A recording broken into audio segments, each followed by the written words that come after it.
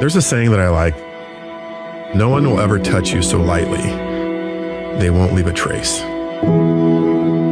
You think you just maybe have a brief, moment with someone, a few minutes, but something that they say or do, that can have an impression on us for a lifetime. I would like others to know more than anything that these homeless people are people. And I've gotten a lot more from them, I feel like, than they've gotten from me. In 2023, CNN recognized Dr. Kwane Stewart as the hero of the year, and I would beg to differ. I think Dr. Kwane Stewart is a hero every day in all sorts of ways. He has taken his talents, his training, and his experience as a veterinarian, and he goes to the impoverished areas of major cities, currently 6 across the United States, where he gives volunteers for free his time, his services. He brings medicine and treatments to help people that are unhoused, that have pets, that are living on the streets. Sometimes these pets are the only companions they have, and oftentimes these pets are the reasons why they continue to live and persevere. I had the chance to sit down with someone who is one of my personal heroes, Dr. Kwane Stewart, and it is an incredibly moving conversation, but also inspiring to be able to do at least some act of kindness that we're all capable of doing. And joining me now, it is a personal kind of privilege and honor to be able to spend time with Dr. Kwane Stewart, who for me is truly one of my heroes. So Dr. Stewart, thank you so much for joining us. I'm very appreciative. Thank you. Thank you for saying that. Yes, happy to be here. So for people that already know who you are, for people that maybe are just becoming familiar with the work that you're doing, you're also known as the street vet.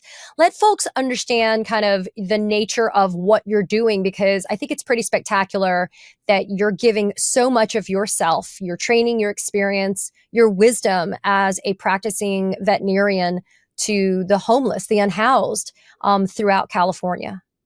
It boils down to something very simple. I pack a bag full of medical goods and I walk the streets of our impoverished cities in California. And I find unhoused or homeless folks living on the streets with pets. And I just walk up, introduce myself, and I offer free, as I like to say, non-judgmental veterinary care to these folks. And it's meaningful for a lot of reasons, meaningful to me and very emotional at times, but obviously to them, because the thing they care for most in the world, their little 4-legged companion. In some cases, it's all they have. A stranger just walking up and offering free care. And yes, had many, many special emotional exchanges over my 15 years of doing this. I can't believe it's been 15 years now, and you've received incredible accolades and recognitions, including being CNN's Hero of the Year back in 2023. But, Dr. Kwane, I guess I want to know what inspired you to do this, because we walk the streets of our respective cities daily. We drive them. We see the unhoused. We see oftentimes the homeless without with pets, right? And maybe some people just drive by and they don't see it, or maybe they look and they just kind of cluck sympathetically and then they just kind of move on. I mean, so for somebody like you to actually be activated to do something, what really made you want to go and do this? That's actually a very good word, activated. I don't know that I've said that or heard that, but it's true. I've look, for a long time, I can't claim that I got it right. I was just your ordinary veterinarian, sort of corner vet. And I just had this moment with this man outside of 7-Eleven, and he was living outside the storefront. And I saw from afar his dog was suffering from some kind of skin condition. And as I got closer, I could just tell it was fleas. And people who have dogs or have had dogs their whole lives, especially encountered fleas, they know this. Fleas will wreck a dog's skin, especially untreated. And this dog, because of chronic fleas, just looked like a burn victim on its hind end. It was that bad, just from fleas. And I introduced myself. I'm Kwane. I'm a vet. Looks like your dog has a skin issue. And he was just desperate for care, for help. And he said, yeah, she's miserable. I'm miserable. And I was actually, this is the part that I don't always tell, but I was set to quit my job at the shelter that day. That's why for me, I'm not a huge believer in God. I'm not religious, but if there is some sort of destiny or plan, I was going to go into the shelter that day and quit. And that morning I had this encounter with the man. I said, I'll return with something tomorrow to treat your dog. if you're still here. And as promised, I returned about 24 hours later. I treated the dog. It was $3 out of my pocket in 5 minutes of my time.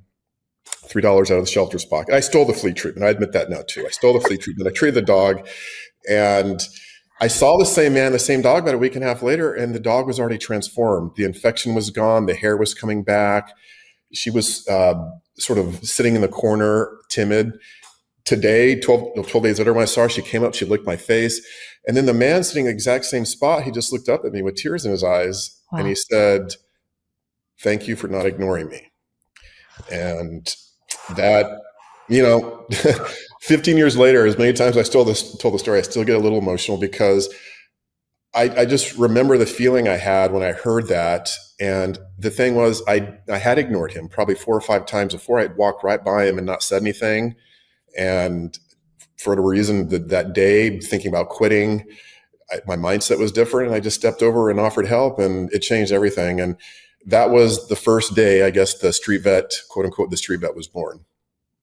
May I probe just a little bit further within your comfort level? Of course, Kwan, were you just dissatisfied with work? Did you not feel inspired anymore? Like, what was it about the job you were doing at the time that made you want to quit not doing it? So you and I were talking offline a little bit before we started here, and you mentioned your rescue dog that you pulled from. I think the rescue had pulled your dog from the county shelter. The county shelter. Some people call them kill shelters, and that's fine. It's a term I try and get away from because I was at a quote unquote kill shelter at this time, and we were euthanizing. And people, I hate to say this number. People hate to hear this number. We were euthanizing upwards 50 dogs and cats by 10 a.m. every morning at the shelter in California. Oh my God. Some of them healthy, a lot of them healthy. It was just for space, and it was during the recession. So people, and that's the thing about these municipal shelters that people forget, is it's no questions asked. Rescues and quote unquote no-kill shelters, they can select the dogs they want to bring in to their 4 walls and then adopt out. Municipalities, pounds, these are old school pounds, right? Yeah, dog pound, yeah. Exactly.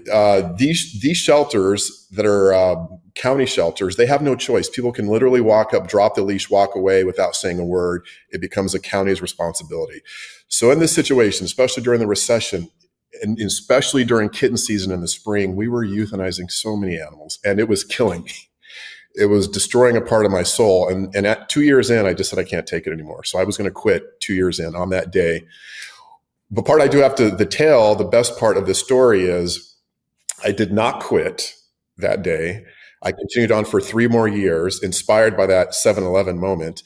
And in that 3 years, I took a shelter that was one of the worst ranked in the country to one of the better shelters where euthanasia rates improved by, we decreased the number of animals we were euthanizing by 70%. We tripled our adoption rate. And in that 3 years, we also built a brand new state-of-the-art shelter. And it stands today as one of my proudest career moments or periods. At 3 years, I decided to stay on. I put my head down and I worked through it. And the team, the morale improved, and we got it done. And all because of that little exchange with that man. Yeah, you talk about, because context is key, this was going on during a recession, right? And now when you and I are sitting here having this conversation, we have people that are not getting food. Food's been weaponized. We have SNAP benefits, for example, that are not getting paid out. We have a government shutdown where people are not getting paid. We have one of the worst economies in a long, long time. And it is not easy. What are you seeing yourself literally on the streets? What are you seeing when it comes to what is happening to people that are just trying to get by, but do have a respect for the obligation that they have as pet parents or owners of animals, but they just literally can't make ends meet?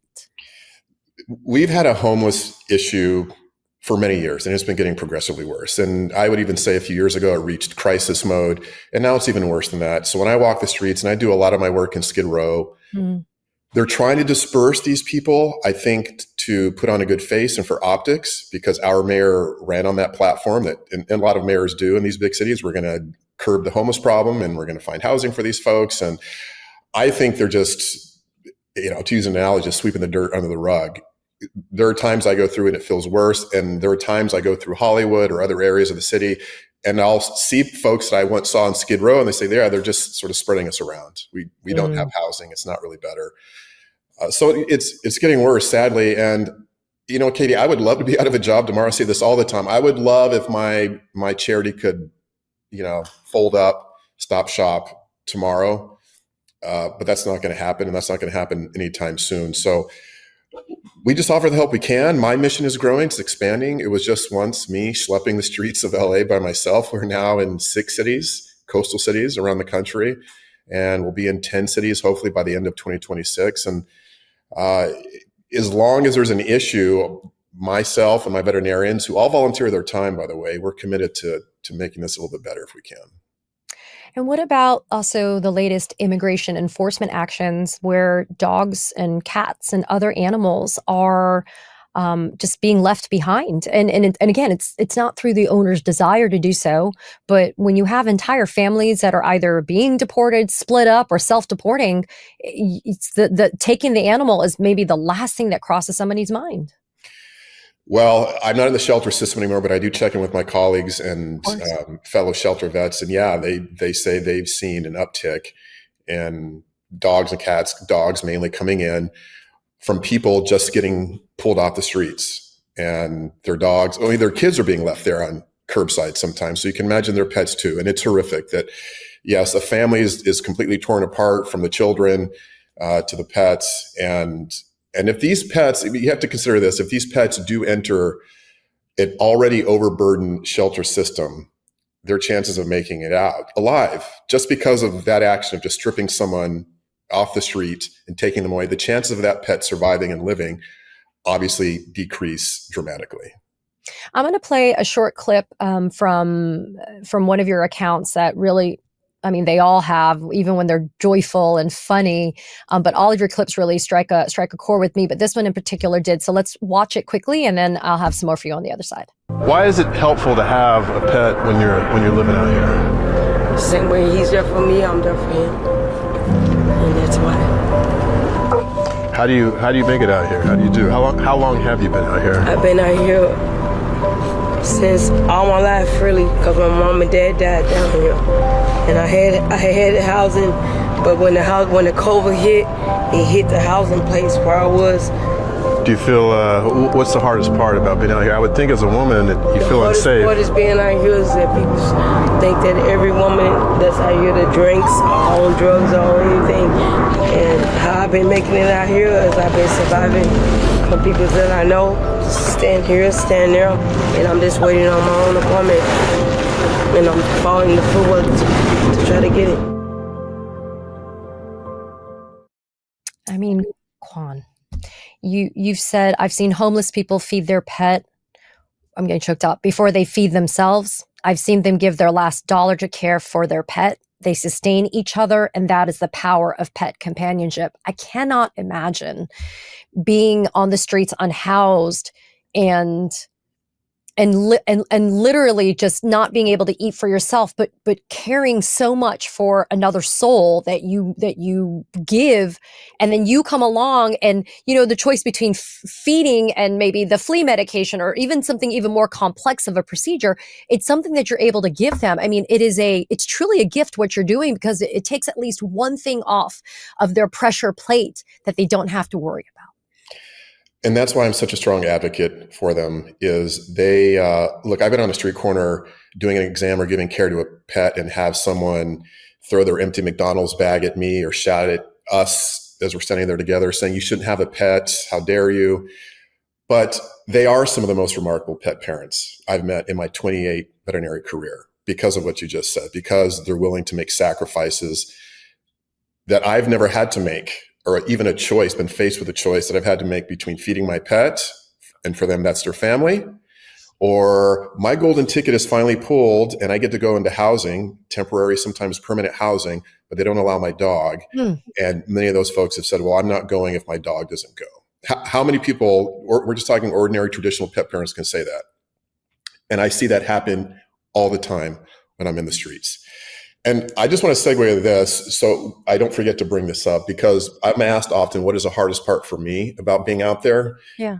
And it's serving our veterans. I see far too many veterans in the streets. These are people who, in some cases, from the Vietnam War, who've seen combat, who are just trying to make it with their dog, or Afghanistan, or serve, seen combat, PTSD, or struggling, but put their life on the line for us and our freedoms, and they are living out in the middle of Skid Row with nothing to their name. And we're talking one of the wealthiest countries in the world, if not one of the wealthiest countries in civilization. We cannot even provide for military veterans. And to me, it's despicable. You know, something you said, which really kind of I want to explore a little bit more, is how judgmental people can be, right? People judge without knowing anything. They don't know how somebody ended up living on Skid Row, for example. And then for them to think that they're just selfishly keeping a pet because, they're doing it for shits and giggles, right? I mean, it's not the case. I mean, there is a literal companionship that is keeping people alive sometimes by being able to have their pet with them while they are living on the streets. I came across a lady one day who invited me into her tent, and it's funny how once they know who I am, they bring me into their home, their space. Yes. And her little dog was curled up. It was a terrier mix, much like the one we just saw in that clip. And she said, I was going to take my life 2 weeks ago. I just met this lady. I was going to take my life 2 weeks ago. And by her own admission, she had shared that because of drugs and addiction, she had lost support of family and friends. And she said, it was time. I've been mentally suffering for so long. I don't know what to do. And she said, I had a pocket full of pills, and I had a bottle of alcohol, and I knew what to do, and I was going to end it. She said, I paused in the moment right before I swallowed the pills, and I looked over at my dog curled up. And the one thought I had was, if I go tonight, who's going to feed you in the morning? And she said, after that, she woke up, went to rehab. And 2 weeks later, she said that was the longest she'd been clean in 2 years, that 2 weeks. And then I saw her 6 months later, she was still clean and looking to get a job. And she credited all that to her dog.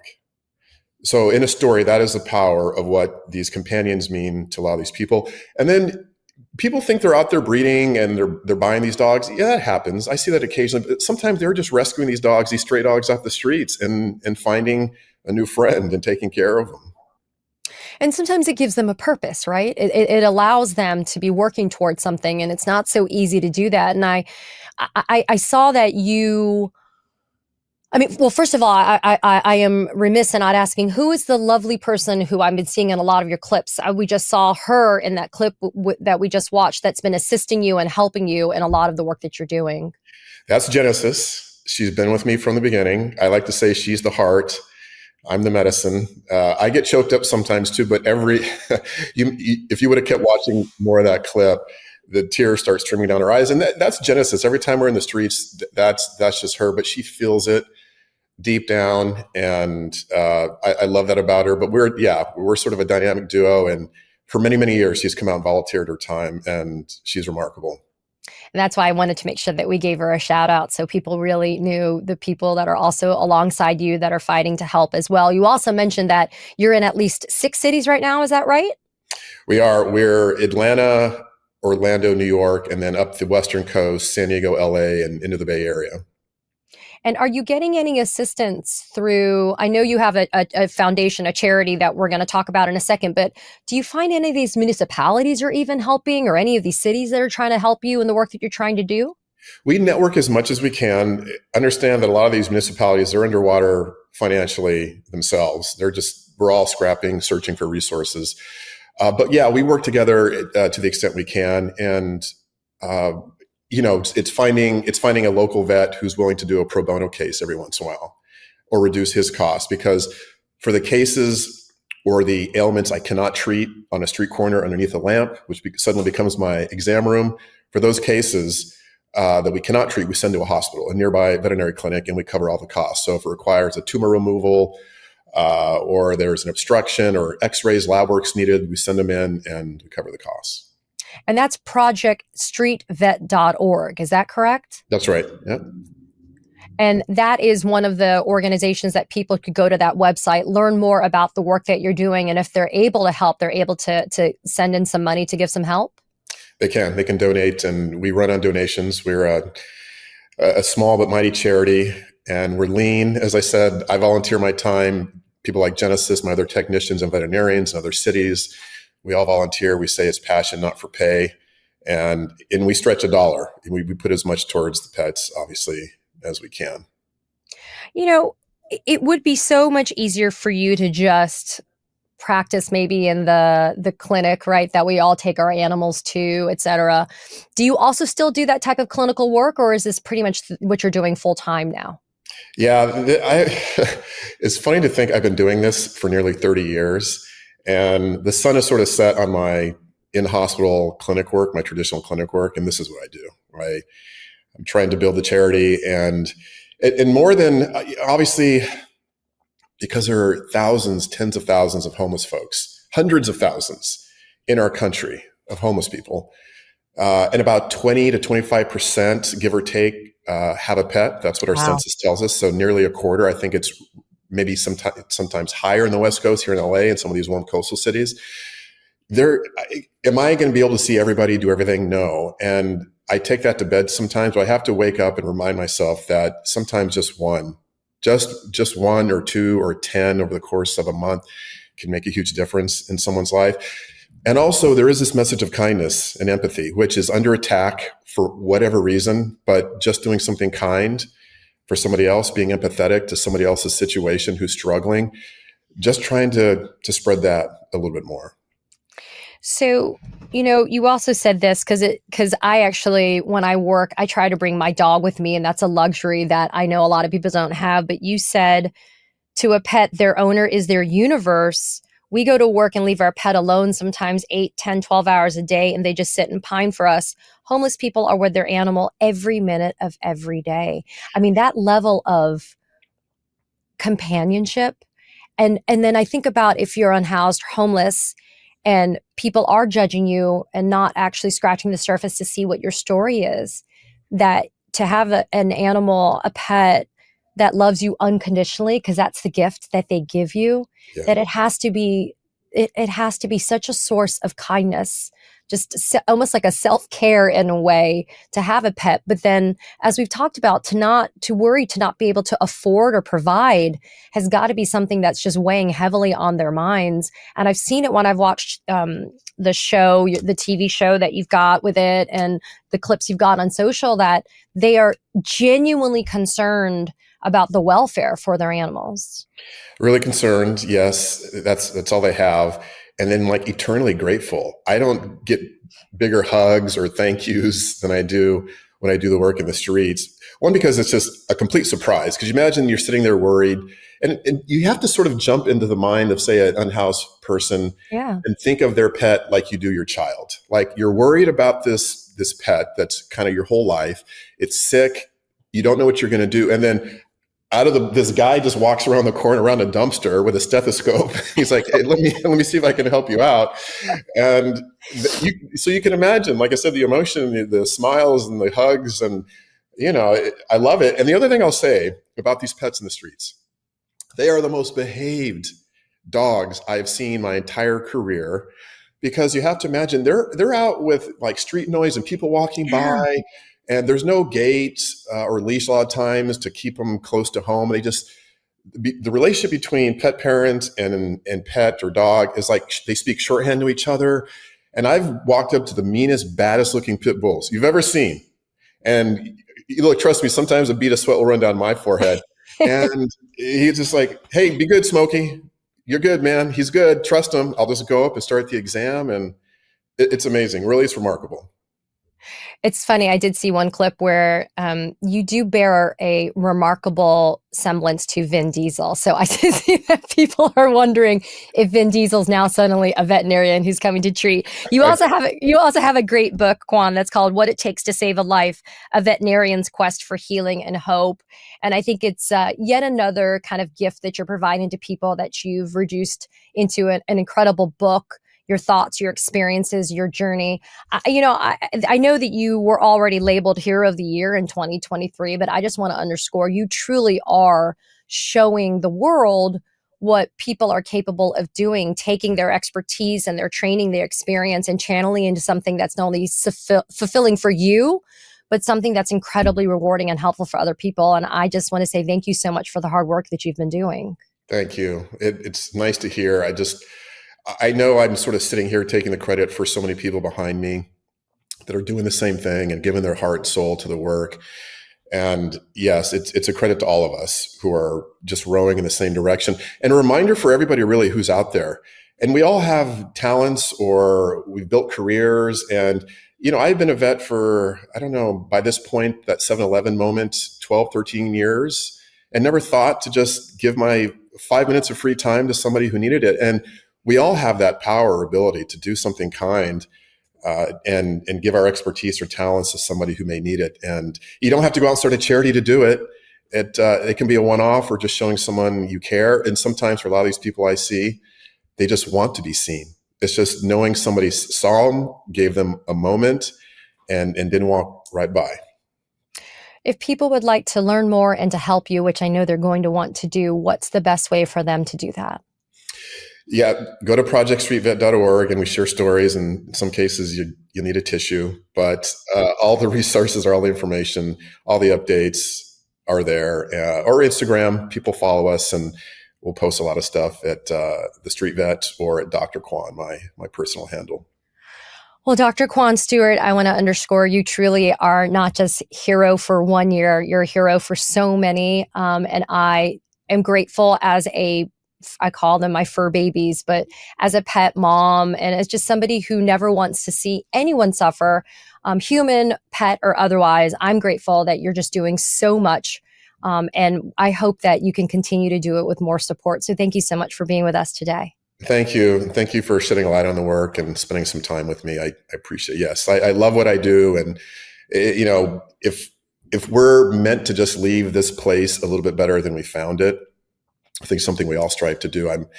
I work at trying to do that. And I think all of us have it in us to do a little bit more. But thank you for having me. Thanks.